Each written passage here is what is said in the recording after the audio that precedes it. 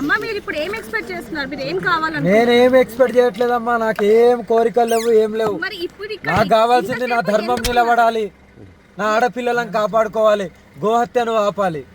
మరి ఇప్పుడు ఇక్కడ ఎందుకున్నారు ఇంతసేపు? అది ఎంతసేపు నేను పోయేదాన్ని నన్ను చూసి ఎందుకు నవ్వారు? ఏం ద్రోహం చేసిన? నా వంతు నేను పూజ చేసుకోవడానికి వచ్చాను, వెళ్ళిపోయేదాన్ని చూసి ఇష్టానుసారంగా మాట్లాడడం దేనికి? అది తప్పు కాదా? 100%. వాళ్ళకు అక్కలు చెల్లెలు ఉంటారు కదా, నేను ఏదైనా మర్డర్లు మానబంధాలు చేస్తున్నానా? కాదు కదా. మర్డర్లు మానబంధాలు చేస్తే అడగాలి, అలాంటి ఏం చేయనప్పుడు ఎట్లా అడుగుతారు? ఎట్లా చూసి నవ్వుతారు? ఇవి ఒక్క విషయంలో మీరు బాధపడుతున్నారు అంతే కదా. ఇంత కన్నీళ్లు పెట్టుకున్నా కనబడతలేదా? ఏ ఆడపిల్లకైనా బాధ ఉంటది. నా గురించి నేను పోరాటలేదు, ప్రతి ఆడబిడ్డని కాపాడుకోవాలనే ఆ బాధతో ఉన్నాను. ధర్మాన్ని కాపాడుకోవాలని ఉంది, గోహత్యను ఆపాలని ఉంది.